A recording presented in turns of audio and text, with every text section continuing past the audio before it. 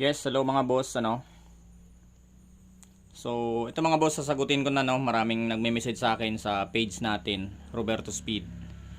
So, yun, sa mga subscriber ko dito and mga viewers ko, follow nyo ako mga boss, Roberto Speed, sa aking Facebook page.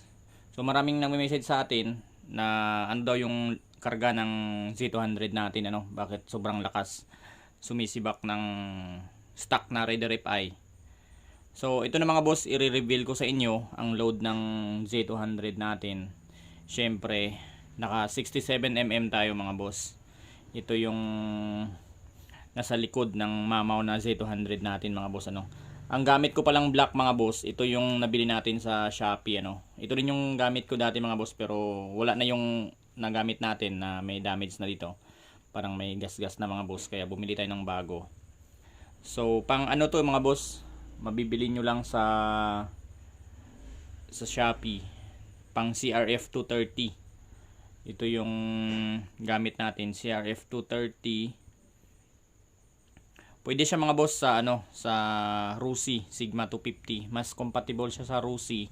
Plug and play lang siya mga boss, kasi yung haba ng block parehas lang doon sa stock ng Rusi Compared mo sa Z200, kailangan mo pang bawasan dito mga boss, magtabas pa tayo ng kaunti para lang maswak doon sa sukat mismo ng block ni Z200. Kasi yung pang Z200 kasi mga boss, ang kapareha nun is yung pang XR 200 na block, yung haba kasi medyo maiksi yung sa Z200 hindi gaya nito na medyo mahaba talaga siya.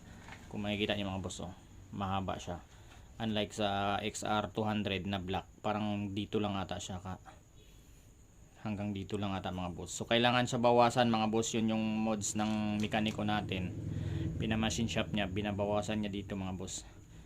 Yan, kailangan bawasan yung block para lang maswak doon sa sukat mismo nung stock block ni Z200.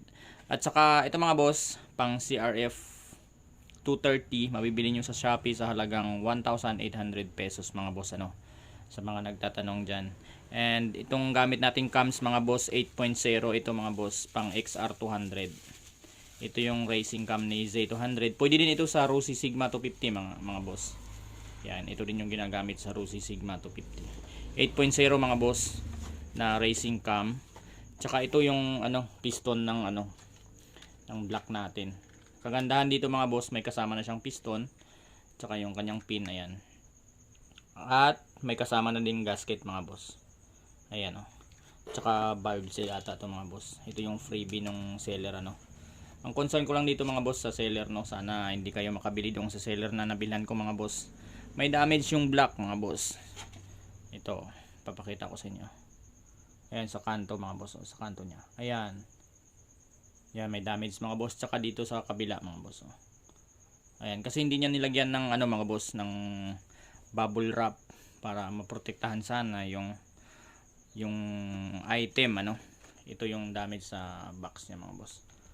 Ayan yung tatak ng mga boss CRF 230 67mm. Mabibili nyo lang sa Shopee mga boss, search nyo lang sa Shopee. Tsaka kailangan mga boss magaling yung mekaniko nyo yung gagawa, kasi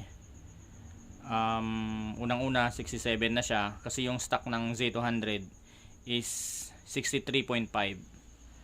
Hindi ko alam sa GPR 250 mga boss kung ilang yung sukat. Maraming nagsasabi na 65mm na daw yung GPR 250. Pero yung Rusi Sigma mga boss, 65.5 yung sukat ng kanilang stock block.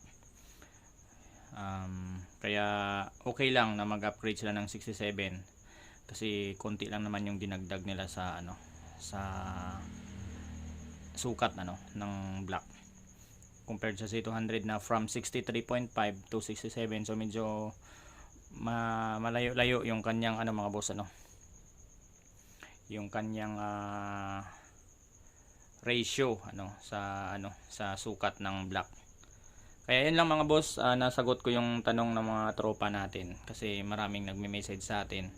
Pa-subscribe mga boss Pwede kayong mag-comment mga boss kung may idadagdag pa kayong tanong. Yung gamit pala nating carb mga boss, 34mm na flat carb na pitch bike.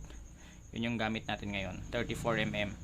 Tsaka naka rin tayo mga boss, racing CDI na KS1, tsaka Phyto na ignition coil.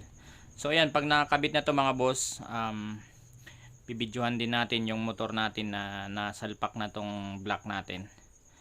Kasi papakita ko sa inyo mga boss yung load ng motor natin. Siyempre wala tayong itatago. So ayan lang mga boss, pa-subscribe naman mga boss. Roberto Speed. Thank you mga boss. Thank you. Thank you boss.